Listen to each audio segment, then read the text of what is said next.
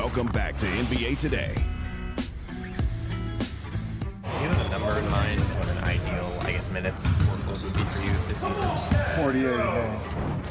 Every coach I play for want to keep my minutes down, but game's tight and you're not playing well. It's like you're not going to look over and say, well, I want to keep his minutes down tonight, so you're just going to throw me in the game. Keep playing well, my minutes will be down.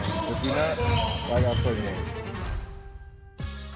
48 minutes. All right. Well, we know that probably won't happen every night, but I love the sentiment that KD has there, and he has played in at least 48 minutes 4 times since he joined the Nets. And take a look at the numbers that he put up in those games. 42 points, almost 13 rebounds, 9 assists per game, and that includes 2 games against the Bucks in that epic 2021 Eastern Conference Finals. So he was a bit tongue-in-cheek there, right? But after a disappointing end to last season, the Nets, they need to make changes to be successful this year. So our Nick Friedel suggests just one thing that could help with that: camaraderie. But after a summer of uncertainty, the Nets have a lot of work to do to trust each other. Talent has never been a problem for this Brooklyn Nets team. They've got plenty of it. With Kevin Durant and Kyrie Irving, they have the kind of top-tier players that every team in the league desires. But after 3 years of the Durant and Irving era, the Nets still haven't been able to put together the right ingredients to reach the top. It's kind of like a cluster. You know what I mean? Just like all of this. There have been injuries on the court and distractions off of it. But what the organization has been missing most is a key component that has defined almost every great team in recent NBA history: camaraderie. This was a season that had so much promise, and it all fell apart. After getting swept by the Boston Celtics in the first round last season, Nets GM Sean Marks said the organization needed to get its culture back. But less than 2 months later, Durant asked for a trade, Irving thought about leaving, and the Nets appeared to be on the verge of another rebuild. But after a summer of discontent, including Durant reportedly asking for Marks and coach Steve Nash to be fired, the Nets come into the 2022-23 season hoping that time can help cure what ails them. Regardless of what happened in the summer, I was not going to let it affect the work that needed to be put on the court. Durant reversed course and decided to stay. Irving opted into the final year of his contract, and there is hope that after almost a year and a half away from the game, Ben Simmons is ready to play at an all-star level again after off-season back surgery and mental health concerns. The Nets are a legitimate championship contender as currently constituted.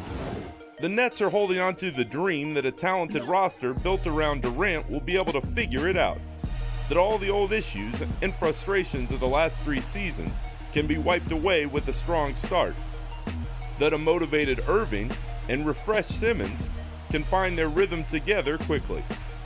But it remains to be seen whether the organization can rebuild a foundation and a culture with largely the same cast of characters. The reality for the Nets is that in order to get back on track, they must look within. They have to build up the trust that defines any strong relationship and is the backbone of championship teams. Talent can only take a team so far. In order to be great, the Nets have to learn from their past to propel them in the future. Back here with Perk and Shanae. So the table is set for Brooklyn to start the season. Perk, the Nets, this is the start to their season. It's against playoff teams. First they play the Pelicans, then they play the Raptors, then they play the Grizzlies, then they play the Mavs, then they play the Bucks. Those are their first 5 games. So to you, what's a successful start to their season? Well, they got to get off to a great start. And Steve Nash, where you at, brother?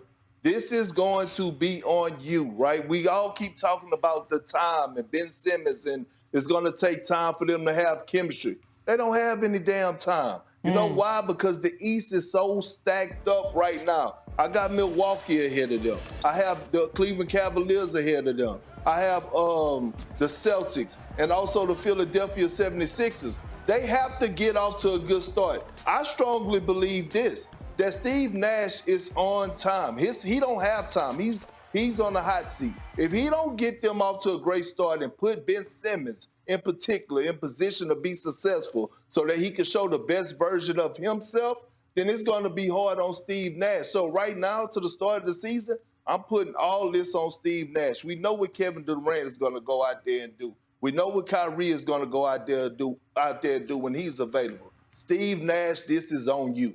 Perk, why'd you have to start like that? Where he at, though? Where he at, though? I agree. I do agree because you know exactly. I mean, look, we all respect Steve Nash, you know, as basketball players, but also the transition. There was so much change happening. Now you have stability to start the season, right?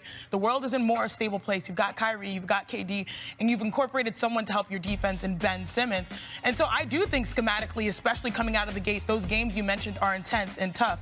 The teams that I have ahead of them, you've got the Bucks, you've got the Heat, you've got the Celtics, and you got the Sixers. I think if they finish the year and they're top 5 in the East, that's not that's not disrespectful. It just shows that the East is really great. And I feel like, especially come playoff time, if they're top 5, top 4, even top 3, they feel like they're poised to position themselves to win a championship. But it starts with setting the tone. If they lose a couple of those first 5 games, we might be like, oh, see, this is the playing team. But I do think there is something to a slow burn. The Nets can figure things out and catch fire like anybody else. Yeah. I just think, as Perk said, the pressure is really on, and it starts with the coach to help maximize and get Ben Simmons feeling confident about his game. I don't think there's anything wrong with a slow burn for, like, the Milwaukee Bucks, right? Because they've built up that trust that if they get off to a little bit of a shaky start, it's like, oh, well, Chris Middleton's going to come back. They're going to figure it out. For the Nets, though, Perk, are you looking at, okay, they need to start at 3-2 or 4-1 or whatever? Is it about that, or is it about a feeling? It's about a feeling, and I think the feeling is more so about when we watch the Nets, we need to see, okay, they have identity. We need to see on the defensive side of things, Ben Simmons being the best version of himself. We need to see Kevin Durant actually showing some leadership on the floor. We need to see Kyrie Irving dialed in, because anytime you see a team that's dialed in on the defensive side of things, it goes back to what I originally said. That means they have bought into what Steve Nash is actually preaching in the locker room. Okay, so when you see that, I'm not necessarily worried about the record. I just want to see great basketball out of them on both ends of the floor. I just want to see what each guy's put at for us position-wise. And again, I guess it's unfair to some, but it's right to others. We are all going to be watching Ben Simmons. I agree, and I do think outside of Ben Simmons, the question is, what is their identity? A couple years ago, maybe 2 years ago, we knew that they were the team that could outscore anyone, #1 in the history of the NBA in points. But that's probably come back to earth a little bit more, right? Because you don't have James Harden where that was predicated on. Now, what is going to be their identity? And that starts with the coach and his philosophy. Well, and when you have an out-the-gate schedule like they do, it's going to come fast. And so all we can do is wait and see. All right. Hey, what's up, guys? Jag from Jaggy Sports here. And big question here, right? Because yesterday Stephen A is talking about the Nets, and everybody's talking about the Nets saying that they're going to win the East. But today, you know, there's a lot of naysayers out there saying the Nets, you know, with all their drama, with all their accountability issues, with the Ben Simmons issues, with the Kyrie Irving issues, can they actually get down to winning the East when you got to contend with Boston Celtics, 76ers, Miami Heat, Bucks, right? Like, you got to compete with all those guys.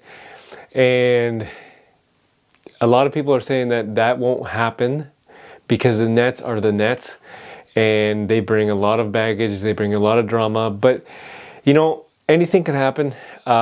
This team is constructed to actually win the title. On paper, they can do a really good job with Royce O'Neal and Ben Simmons on the defensive end. They could do it, but the question is, will they win the East when you got to compete with that? So leave a comment in the comment section. You guys saw the clips, and base it off them, base it off their play, and base it off their history. Leave a comment in the comment section. Tell me what you think. Will the Nets win the Eastern Conference? Only time will tell. This is Jag from Jaggy Sports.